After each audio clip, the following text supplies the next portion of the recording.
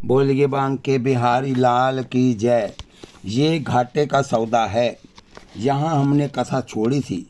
कबीरदास जी लिखते हैं, ये संसार हाट बनिए की, सबको सौदा लायो, चतुर्माल चौगुनों कीनो, मूर्ख मूल गवायो। बावरे तूने हीरा जन्म गवायो। समझदार व्यापारी ने अपना माल 4 गुना कर लिया, लेकिन मूर्ख ने मूल भी खो दिया। जिसने इस संसार रूपी बाजार में आकर भजन कर लिया, सत्संग कर लिया, हाथों से कुछ दान दे दिया, उसने अपना माल 4 गुना कर लिया। और जिसने खा लिया वह अपना मूल भी गवाकर खाली हाथ चला गया। कभी ना आयो संत शरण में, कभी ना हरिगुण गायो, बावरे तूने हीरा जन्म गवायो। माया से बचने के लिए जोग माया की शरण में आओ। आप सभी भगवती पराम्बा का चरित्र श्रवण करके शिक्षा ग्रहण करें। महामाया भगवती के 2 रूप हैं, विद्या और अविद्या। लोहे से लोहा जल्दी कटेगा, सोने या चांदी की आरी से लोहा नहीं काटा जा सकता। लोहा लोहे से ही कटेगा। जैसे लोहे से लोहा जल्दी कटता है, वैसे ही जोग माया से माया कटती है। जोग माया का सहारा लेंगे तब माया आपका पीछा जल्दी छोड़ देगी। जैसे एक व्यक्ति से एक लड़की ने बहुत ज़्यादा प्यार किया है और कहती है कि मैं तुम्हारे बिना नहीं रह सकती, तुम मुझे छोड़ोगे तो मैं मर जाऊंगी। और वह बेचारा इस डर से कि कहीं मर ना जाए, उसका सदैव ध्यान रखता। संजोग से उस लड़के ने किसी दूसरी लड़की से शादी कर ली। अब वह मरने वाली लड़की रहेगी या चली जाएगी। जब दूसरी लड़की से शादी कर ही ली, तब पहली लड़की उसका पीछा छोड़ देगी। इसी प्रकार से अभी तक माया पीछे लगी है। वह कहती है कि हम तुम्हारे बिना नहीं रह सकते, हम तुम्हारे साथ ही रहेंगे। माया के रहते रहते यदि आपने जोग माया को अपना लिया, तब माया आपका पीछा छोड़कर भाग जाएगी और आपका जीवन धन धन हो जाएगा। उसी को भक्ति कहते हैं और उसी को ब्रह्म विद्या कहते हैं। वेदांती उसे ब्रह्म विद्या कहते हैं और भक्त उसे भक्ति कहते हैं और शाक्त उसे शक्ति कहते हैं। ये जोग माया के ही विविध नाम और स्वरूप हैं। जब तक आप ब्रह्म विद्या, भक्ति या शक्ति का सहारा नहीं लेंगे, तब तक माया आपका पीछा नहीं छोड़ेगी। इसलिए माँ की उपासना करते रहें, भगवत चिंतन करें और सदैव प्रार्थना करते रहें, माँ माया से हमारा पिंड छुड़ा दो। माया के प्रति हमारे मन में आकर्षण न हो, आसक्ति न हो। हमें ऐसा लगे कि सारा संसार स्वप्न की तरह है। उच्च कोटि के ज्ञानी भक्तों को संसार स्वप्न की तरह लगता है। कभी कभी हमें भी ऐसा लगता है कि आते जाते लोग, ये दौड़ती मोटर कारें, सब स्वप्न के दृश्य मात्र हैं। केवल ईश्वर ही सत्य तत्व है, बाकी सब स्वप्न है। ऐसा का एकदम स्पष्ट सा आभास होने लगता है। जिन्हें निरंतर ऐसा आभास होता रहता है, उनका चित्त सदा भगवान से जुड़ा रहता है। दुनिया लाखों बार बनी और लाखों बार बिगड़ी है। माया का ये एक खेत है। जैसे छोटे बच्चे मिट्टी के घरौंदे बनाते हैं, खेलते हैं और चलते समय लात से तोड़ देते हैं। दूसरे दिन आएंगे और फिर घरौंदे बनाएंगे और फिर तोड़ देंगे।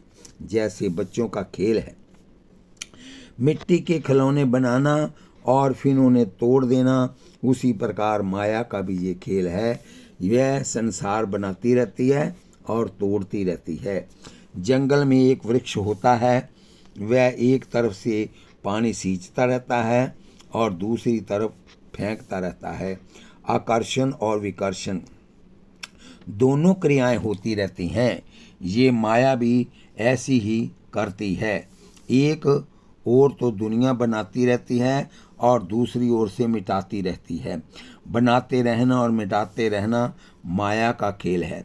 कर्ण के प्रसंग में आपको सुनाया था कि दुनिया में ऐसी कोई जगह नहीं है जहाँ हजारों लाखों मुर्दे न जले हों, जहाँ दफनाए न गए हों। इसी प्रकार से धरती का हर एक कण एक विशाल शमशान है।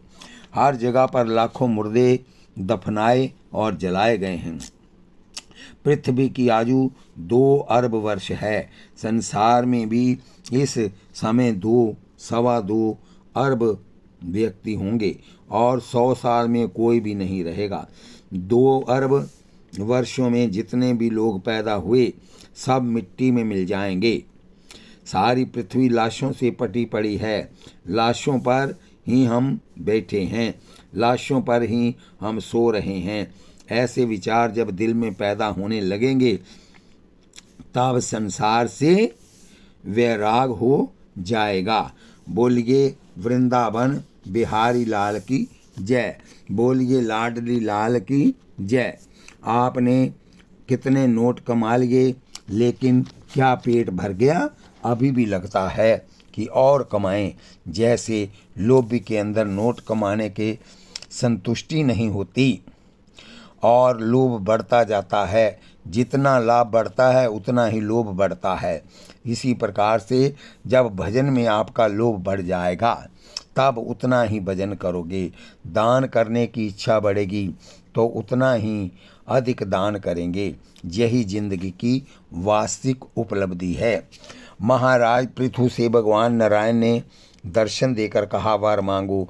पृथु ने कहा कि हे प्रभु, कथा सुनने के लिए 10,000 कान दे दीजिए। ना मोक्ष मांगा, ना वैकुंठ मांगा, ना राज्य मांगा, ना अजरता, ना अमरता, कुछ नहीं मांगा। बोले भगवान, 2 कानों से कथा सुनने से तृप्ति नहीं होती।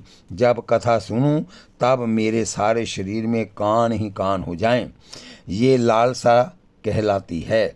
भजन करते समय यदि लगे कि थोड़ा और भजन करें तब निश्चित है कि आप पूर्व जन्म के तपस्वी हैं, भजनानंदी हैं। कोई कर्म आपका थोड़ा सा बिगड़ गया था, इसलिए आपको मनुष्य बनना पड़ा। यदि भजन में बैठते ही कांटे चुभें और मन आपको कहे कि बस बहुत हो गया, तब समझ लीजिए कि आपके पाप ज़्यादा हैं। पापों का क्षय कैसे हो, इसी प्रकार के कार्य करवाते रहिए। कथा सुनिए, सुनाइए, आपका जीवन धन हो जाएगा। माँ की कृपा के फल स्वरूप पति को नया जीवन देने वाली सुकन्या, शर्याती की पुत्री का नाम था सुकन्या, पिता के साथ वन में आई हुई थी। ध्यान दीजिए, शर्याती की पुत्री का नाम था सुकन्या, पिता के साथ वन में आई हुई थी कि पिता शिकार खेलने चले गए और बेटी सहेलियों के साथ वन में घूमने चली गई। लौटकर वह च्यवन ऋषि के आश्रम में ठहर गए। सुकन्या अपनी सहेलियों के साथ घूमते घूमते दूर निकल गई। वहाँ एक मिट्टी का ढेर देखा। कुछ कीड़े मिट्टी का ढेर लगा देते हैं ना, बाम्बी जैसी बना देते हैं। महर्षि च्यवन बहुत देर तक ध्यान में लीन थे। कीड़ों द्वारा उसके शरीर पर बाम्बी चढ़ते चढ़ते उनका शरीर मिट्टी का ढेर बन गया। सिर्फ नेत्रों की जगह खाली थी। वहाँ से ज्योति निकल रही थी। बाल स्वभाववश सुकन्या को जिज्ञासा हुई कि ये प्रकाश कहाँ से आ रहा है। उसने खजूर के पेड़ से 2 कांटे तोड़े और उन्हें ऋषि के नेत्रों में चुभो दिया। महर्षि के नेत्रों में कांटे चुभते ही वहाँ भूकंप आ गया। वहाँ की धरती कांप गई। घोड़ों के मल मूत्र का अवरोध हो गया। सबके हृदय में घबराहट पैदा हो गई। सुकन्या दौड़ी दौड़ी आई और बोली, पिताजी, मुझसे अपराध हो गया। पिता ने आश्चर्य प्रकट करते हुए पूछा, क्या हुआ बेटी? सुकन्या ने बाल सुलभ भोलेपन से कहा, मिट्टी के अंदर कांटा चुभोया था कि रक्त की धारा निकल पड़ी है और भूकंप आ गया। सुनते ही महाराज वहां दौड़े गए, मिट्टी हटाई, देखा कि वहां च्यवन ऋषि बैठे थे। उनके सारे बाल सफ़ेद हो चुके थे, रुई की तरह सफ़ेद थे और शरीर शुआरे की तरह सूखा हुआ था। इतने दिनों से ध्यान मगन होने के कारण शरीर बिल्कुल सूख चुका था। उन्हें मिट्टी में से निकालकर महाराज ऋषि के चरणों में गिर गए और प्रार्थना की कि मेरी बेटी से अपराध हो गया है, मुझे क्षमा करें। मेरी बेटी को अभिशाप मत दीजिए। मैं अनेक दास दासियां आपके पास भेज दूंगा ताकि आपको कोई कष्ट न हो। उन्होंने कहा, राजन, जिसने अपराध किया है वही सेवा करेगी, जिसने नेत्र फोड़े हैं वही मेरी देखभाल करेगी। कैसे करेगी? कैसे रहेगी? विवाह हो तभी रह सकती है। पत्नी ही सही मायने में पति की सेवा कर सकती है। सेवा तो माँ भी नहीं कर सकती, क्योंकि जवान बेटे से माँ का भी कुछ न कुछ पर्दा होता है। पत्नी के लिए कोई पर्दा नहीं होता, इसलिए आपकी बेटी ही मेरी सेवा करेगी। अत्यंत वृद्ध को जवान बेटी कैसे दे दें? पिता परेशान हो गए। सुकन्या को जब पता चला, उसने कहा, पिताजी, आप मेरा विवाह कर दीजिए। पिता ने कहा, बेटी, क्या कह रही हो? तुम जवान हो और ये अत्यंत वृद्ध हैं, निर्वाह कैसे होगा? जवानी ऐसी अवस्था है कि इसे संभालना बहती हुई गंगा की धारा में बांध बांधने के समान है। महाराज ने कहा, तुम रुक जाओ, मैं महर्षि को समझा लूँगा। सुकन्या ने कहा, नहीं पिताजी, मैंने जो पाप किया है वह मुझे भोगना ही पड़ेगा। आज नहीं तो अगले जन्म में भोगना पड़ेगा। कर्ज जितना विलंब से उतारा जाएगा उतना ही उसका ब्याज बढ़ जाएगा। अभी पाप हुआ है, अभी निवृत्त हो जाएगा। सुकन्या की शादी च्यवन ऋषि से हो गई। चलते चलते पिता ने बेटी को गले लगाकर कहा, बेटी, मेरी लाज रखना, मेरे माथे पर कोई कलंक मत लगा देना। भारतीय संस्कृति यही कहती है कि नारी दूसरा विवाह नहीं कराती थी, इसलिए भगवान भारत में प्रकट होते हैं। दुनिया के किसी और देश में भगवान प्रकट हुए हैं? कहीं भगवान का दूत आता है और कहीं भगवान का बेटा आता है, किंतु भगवान स्वयं चलकर भारत में आते हैं, क्योंकि यहाँ की नारियों का हृदय, उनकी कोख और उनकी आंखें पवित्र हैं। सुकन्या ने कहा, पिताजी, मैं मरते मर जाऊंगी पर आपके नाम पर कलंक नहीं आने दूंगी। यदि मैं आपकी बेटी हूँ तब मैं कोई ऐसा काम नहीं करूँगी कि आपका सिर शर्म से झुक जाए। आप निश्चिंत होकर चले जाइए। इस प्रकार महाराज वापस चले गए। फिर सुकन्या ने च्यवन ऋषि की जो सेवा की उसका प्रसंग लंबा है, पर समय थोड़ा है। प्रातःकाल 4 बजे से रात के 10 बजे तक हर समय सामने खड़ी रहती। दातुन करने के लिए पहले दातुन तोड़ कर लाती। लैट्रिन जाने के लिए हाथ में मिट्टी और पानी लेकर खड़ी रहती। स्नान करने के लिए सर्दी में गर्म जल और गर्मी में ठंडा पानी की व्यवस्था करती। अब पूजा का समय है।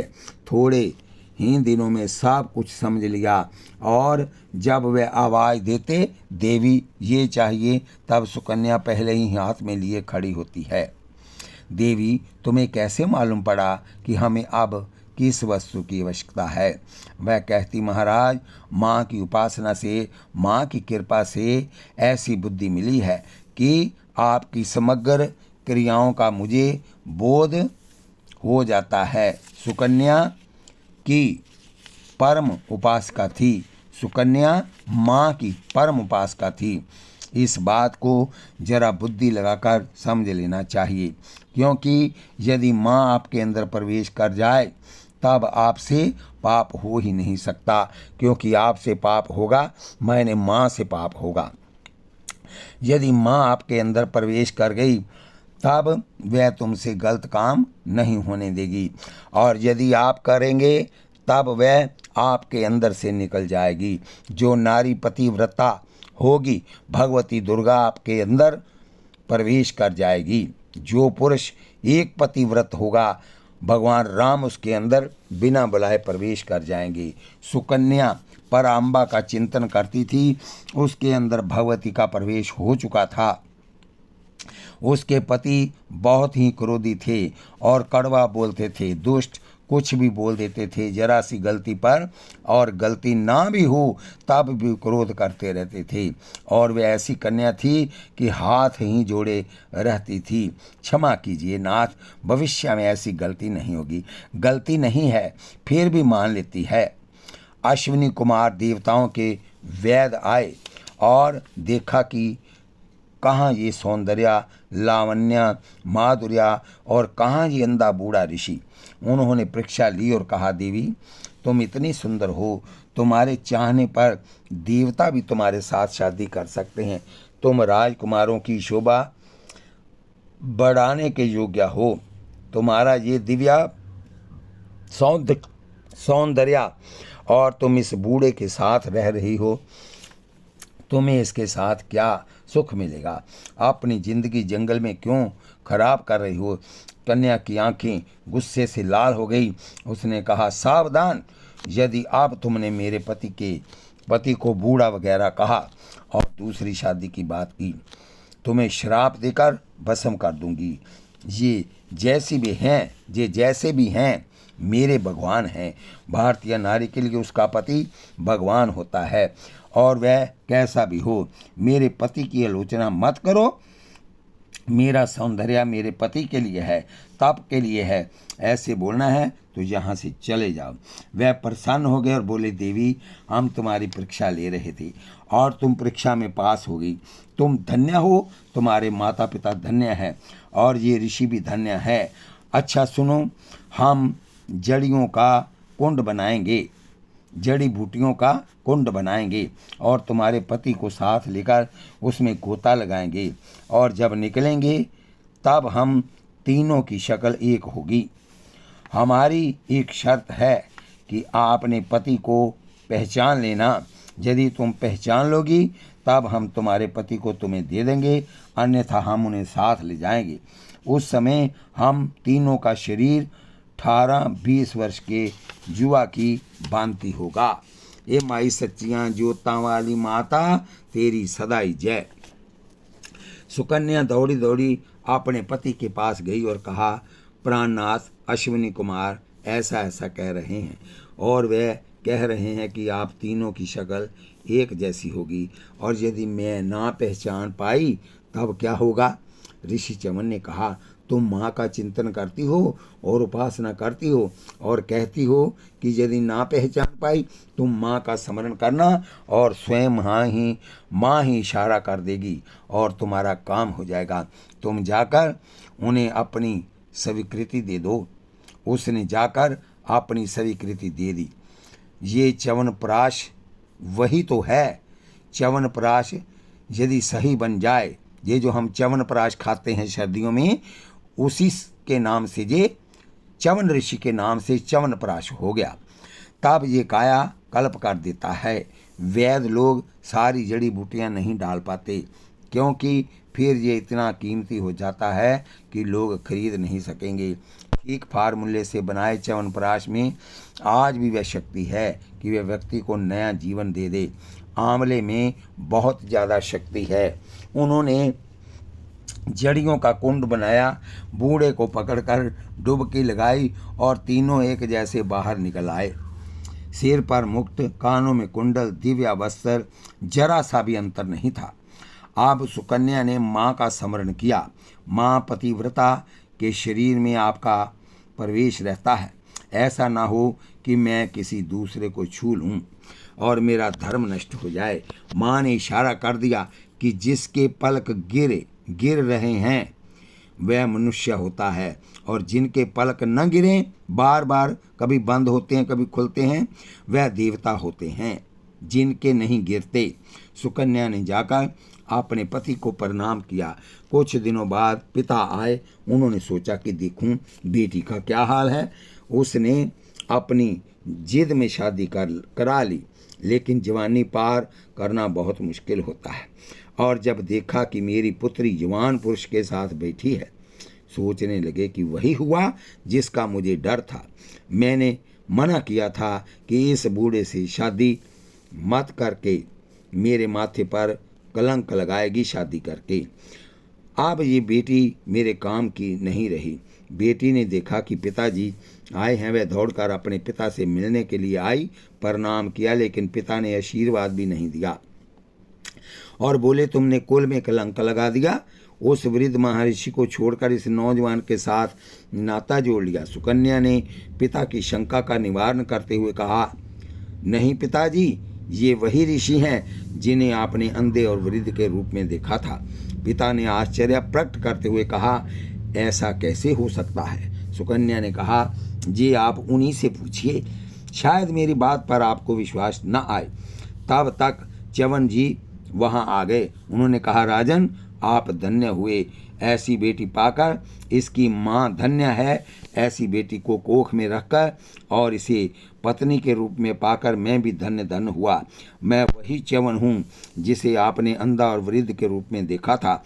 मैंने समाधि लगाकर वह सिद्धि प्राप्त नहीं की जो आपकी बेटी ने पतिव्रत धर्म का पालन करके और माँ की आराधना करके सिद्धि प्राप्त कर ली है। मैं स्वयं अपना शरीर जवान नहीं बना सका, तुम्हारी बेटी के तपोबल ने मुझे नया जीवन दे दिया है। मैं वही च्यवन हूँ जिसे आपने देखा था। जब ऐसा सुना तो पिता ने बेटी को गले से लगा लिया और सिर पर हाथ फेरा। उसके पिता बहुत रोए। बोले, बेटी मैं धन हो गया। बेटी ने कहा, पिताजी ये माँ की उपासना का चमत्कार है। संसार में जो माँ की आराधना करते हैं उनके लिए कुछ भी असंभव नहीं है। फिर अश्विनी कुमारों को यज्ञ में भाग दिलाया। लंबी कथा है। आप लोग भाग्यशाली हैं कि आपको भगवती चरित्र सुनने को मिल रहा है। जो माँ का चरित्र सुनते हैं उनके जन्म जन्मांतर के पाप नष्ट हो जाते हैं, रोगी निरोग हो जाते हैं, निर्धन धनवान हो जाते हैं, पुत्रहीन पुत्रवान हो जाते हैं, बुद्धिहीन बुद्धिमान बन जाते हैं। जो माँ की शरण में आते हैं उनकी झोली हमेशा भरी रहती है, खाली नहीं रहती। रस रस सूख सरित सर पानी, ममता त्याग करे जिमी ज्ञानी। महामाया के प्रभाव से देव ऋषि नारद को पलक झपकते ही नारी शरीर की प्राप्ति, विवाह, संतानोत्पत्ति और फिर सभी पुत्रों का निधन, करुण क्रदन और विलाप, और फिर जहाँ के तहाँ। स्वप्न क्या चीज़ है? स्वप्न क्यों आता है? स्वप्न का जगत कैसा है? ये कैसा बनता है? और ये मिथ्या होता हुआ भी सत्य की तरह क्यों भासता है?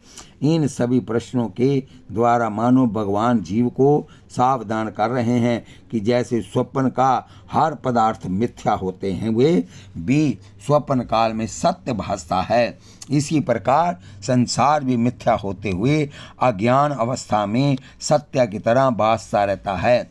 इसी प्रकार जैसे स्वप्न के पदार्थों से जागने पर प्रीति नहीं रह जाती, इसी प्रकार संसार के साथ भी अपना अटैचमेंट धीरे धीरे समाप्त करना चाहिए। रामायण में चौपाई आती है, रस रस सूख सरित सर पानी, ममता त्याग करे जिमी ज्ञानी। वर्षा के दिनों में गड्ढों में तालाब में पानी भर जाता है और जब सूर्य की परख किरणें निकलती हैं तब वह जल धीरे धीरे सूखने लगता है। इसी प्रकार भोगों की बरसात से जीवन में जवानी के क्षणों में भोगों की वर्षा जब होती है तब ममता का जल भर आता है। जैसे वर्षा से नदियों में, तालाबों में और पोखरों में जल भर जाता है, इसी प्रकार भोगों की वर्षा से ममता रूपी जल मनुष्य के हृदय रूपी गड्ढे में भर जाता है। और जब बाहर जल में सूर्य की किरणें पड़ती हैं तब जल धीरे धीरे सूखने लगता है। सारा जल एक दिन में नहीं सूखता, प्रतिदिन थोड़ा थोड़ा जल सूखता रहता है और अंत में सारा जल समाप्त हो जाता है। इसी प्रकार ममता रूपी जल कब सूखेगा? जब किसी ज्ञानी संत के चरणों की किरणें, शब्द रूपी किरणें आपके कानों के माध्यम से अंदर प्रवेश करेंगी, फिर वह ममता का जल धीरे धीरे सूखने लगेगा। शास्त्र कहते हैं ममता ही सारे दुखों का कारण है, और यदि ममता नहीं है तब सुख ही सुख है। आप अपने व्यक्तिगत जीवन के लिए दुखी कहाँ हैं? आपको केवल 2 रोटी चाहिए, 4 कपड़े चाहिए और वे आसानी से मिल सकते हैं। आपके जीवन में जो तनाव और परेशानियां हैं वह सब परिवार को लेकर है। आपको बहुत थोड़ा चाहिए और परिवार को बहुत ज़्यादा चाहिए। जब आप अपने आप में सीमित हो जाएंगे तब आपका गुजारा बहुत थोड़े में हो जाएगा। इसके विपरीत जब आप परिवार से जुड़कर रहेंगे तब आपको बहुत ज़्यादा की ज़रूरत पड़ेगी। जितना मिलता जाएगा उतनी कमी नज़र आती जाएगी। ममता ही चिंता का विषय है, ममता ही सारी समस्याओं का कारण है। इसलिए धीरे धीरे ममता का त्याग कीजिए। ममता मायने मेरा, अहंता और ममता ये संस्कृत के शब्द हैं। इनकी हिंदी है मैं और मेरा। शरीर को मैं मान लेना अहंता है और शरीर से नाता रखने वाले को अपना मान लेना ये ममता है। करोड़ों वर्षों से खेत जोते जा रहे हैं लेकिन अभी तक खेतों का कचरा साफ नहीं हुआ। जिस प्रकार सैकड़ों वर्षों से साफ करते हुए खेतों का कचरा साफ नहीं हुआ, इसी प्रकार गृहस्थी की समस्याएं आप कितनी ही बहादुरी से निपटाएं, लेकिन कोई ना कोई समस्या जीवन में बनी ही रहेगी। फलस्वरूप आपके दिमाग में तनाव बना रहेगा। इसलिए जो व्यक्ति ये सोचता है कि मैं गृहस्थ की समस्याएं सुलझाकर भजन करूंगा, ये ना समझ है, क्योंकि आज तक घर की समस्याएं किसी की सुलझी ही नहीं। एक परिवार कह रहा था कि महाराज बेटी की शादी के बाद हमें फुर्सत हो जाएगी, फिर हम भजन करेंगे, आपके आश्रम में रहेंगे। हमने कहा तुम पंजाबी हो और पंजाबी में एक कहावत है, कुंवारी खाए रोटी ब्याही खाए बोटी, बोटी मैंने शरीर के टुकड़े खाती है।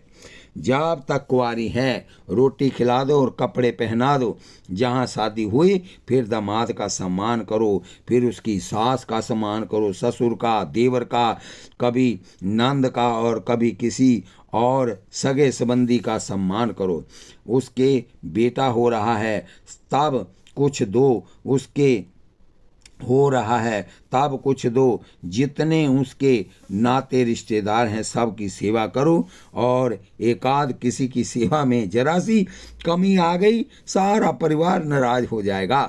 फिर उसके सामने हाथ जोड़ते रहो और उन्हें मनाते रहो। आप कहते हैं हमें फुर्सत हो जाएगी, अरे बाबा आज तक जिन गृहस्थ जीवन में किसी को फुर्सत मिली ही नहीं।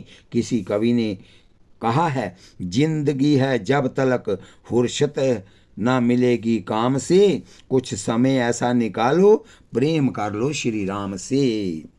हनुमान जी की पूंछ में जब कपड़े बांधे जा रहे थे तब उन्होंने एकदम पूंछ लंबी नहीं की, क्योंकि यदि एकदम बढ़ा देते तब दैत्य डर जाते। वह 4-4 उंगल पूंछ बढ़ा रहे थे और दैत्य उस पर कपड़ा लपेटते हुए सोच रहे थे कि इस पर कपड़ा लपेट कर फिर आग लगाएंगे, लेकिन वह फिर थोड़ी सी पूंछ निकाल देते थे, फिर थोड़ी सी पूंछ निकाल देते थे। सारी लंका के पुराने कपड़े, घी और तेल सब लग गया, लेकिन वह पूंछ वैसी ही रही। हमारी घर की समस्याएं भी हनुमान की पूंछ के समान हैं, एक के बाद एक समस्याएं आती जाएंगी। आप निपटाते जाएंगे वह बढ़ती जाएंगी, आप निपटाते जाएंगे और वह बढ़ती जाएगी। निपटाते निपटाते आप स्वयं ही निपट जाएंगे। घर की समस्याएं सुलझने वाली नहीं हैं। पहले अपनी निपटाई, फिर बेटों की, फिर पोतों की, फिर पोतियों की, फिर दोते दोतियों की निपटाई। पहले 2-4 से ही नाता था, अब अनेक से आपके